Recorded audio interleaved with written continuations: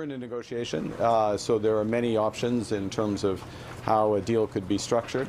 But if I focus on the aluminum sector, the facts are that since the Americans put their tariffs in, their first tariffs on primary aluminum, the price of aluminum in the United States has gone up 58%. It's gone up by more of the tariff. Now, some of that's international prices, but most of that is passed through of the tariff. So that's not a good situation for American companies, and it creates challenges, obviously, for companies like Rio Tinto.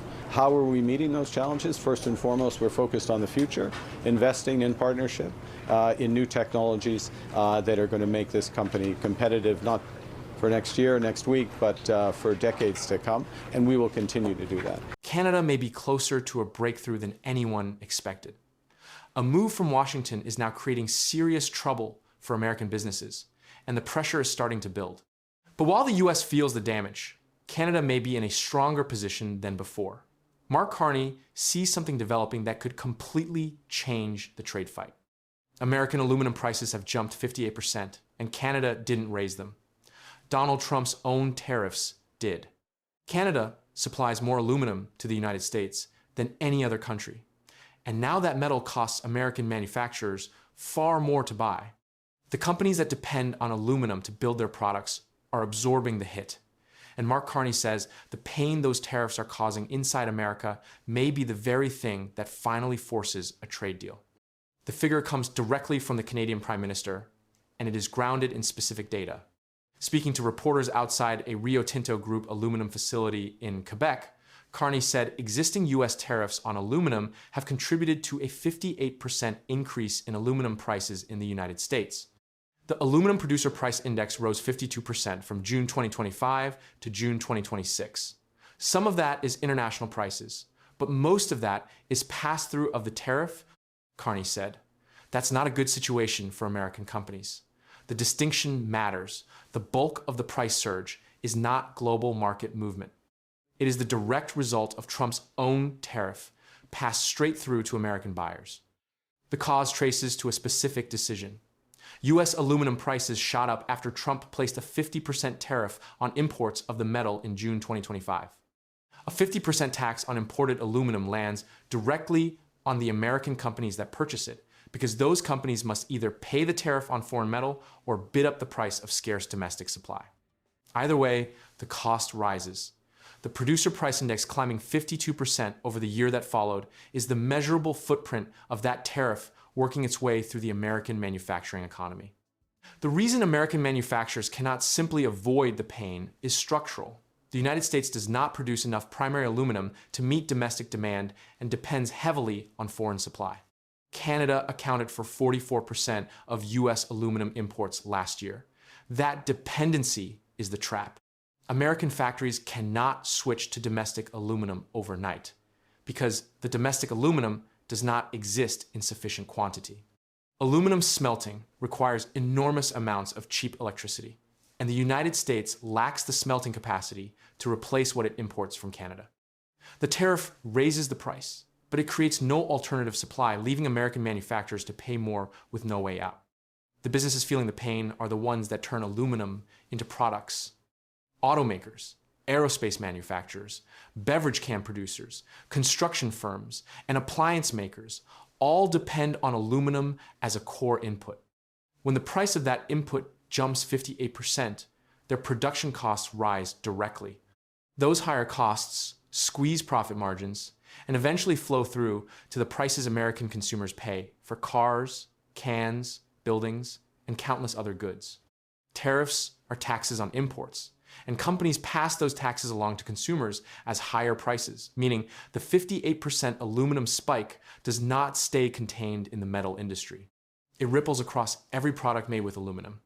Carney is turning that American pain into negotiating leverage. He argues the aluminum price surge opens the way to a trade deal because the data proves the tariffs are hurting the United States as much as anyone. Canadian trade officials are using this context to argue that changes could be a win-win for the US and Canada in the aluminum, steel, and auto sectors. But Carney stressed those sectors are connected. We're not interested in having a very targeted deal without connecting other sectors, he said. Canada's objective is to eliminate or reduce U.S. tariffs on what Carney calls strategic sectors, particularly metals, autos, and lumber. He is refusing a narrow deal that fixes one problem while leaving the others in place. The strategy is built on hard economic evidence rather than rhetoric. Carney is betting that concrete data, a documented 58% price increase hitting American companies, strengthens Canada's hand at the bargaining table, far more than emotional argument could. When Canadian negotiators sit across from their American counterparts, they can point to the American Producer Price Index and demonstrate that the tariffs are inflicting measurable damage on U.S. manufacturers. That is a more persuasive case for tariff relief than any appeal Canada could make on its own behalf, because it shows Washington that removing the tariffs serves American interests. The negotiations are running against a hard deadline. Canadian trade officials met with U.S. Trade Representative Jamieson Greer to continue discussions ahead of an August 19 deadline. Trump has threatened to impose new 50% tariffs on a range of Canadian goods if progress is not made on U.S. trade concerns by that date. If no deal is reached, the new tariffs would apply to products including milk, hockey equipment, beer, and plywood. The clock is the pressure point.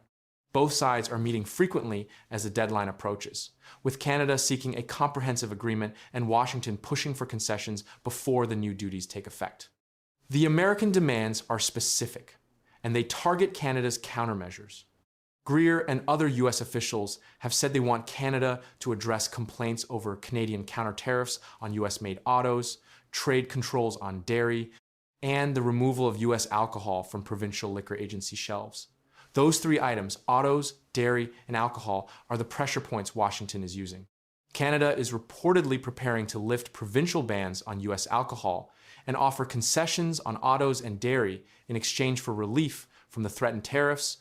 Though provincial premiers have resisted restocking American liquor, setting up domestic political friction over how far Canada should bend, there is a revealing gap between what Trump claims the tariffs will accomplish and what the data shows. The president maintains that the costs created by tariffs will cause manufacturing to relocate to the U.S., though there is little evidence of that in the economic data. That is the central contradiction. The stated purpose of the aluminum tariff was to rebuild American production. Instead, the tariff raised prices for American manufacturers by 58% without generating the domestic smelting capacity needed to replace Canadian supply. The metal did not relocate, only the cost went up. The dispute reflects a broader pattern that has drawn resistance from within the United States itself. American home builders petitioned for lumber relief. American farmers forced a reversal on potash tariffs. Two major American labor unions asked Greer to reconsider the Canada tariffs. And now, the Aluminum Producer Price Index provides hard numerical proof that the metal tariffs are damaging American companies. Each represents a different American constituency reaching the same conclusion that tariffs on an integrated partner like Canada raise costs at home rather than protecting jobs. The domestic Canadian debate over strategy continues alongside the negotiations. Conservative leader Pierre Poilievre called on the Prime Minister to take the leverage he has not yet squandered to the bargaining table and get something in return. That criticism reflects the pressure Carney faces to convert Canada's negotiating position into concrete results before the deadline. Carney's answer is the aluminum data, evidence that the leverage is real and that the tariffs are hurting the United States enough to make a comprehensive deal attractive to Washington. With Canada supplying 44% of American aluminum imports and the United States unable to replace that supply, the dispute reaches far beyond the metal industry. Every product built with aluminum in the United States now costs more to make. The tariff meant to strengthen American manufacturing has instead raised American manufacturers' costs by 58%. And Carney is using that exact number to argue that the fastest path to relief runs through a comprehensive deal that lifts the tariffs on both sides of the border,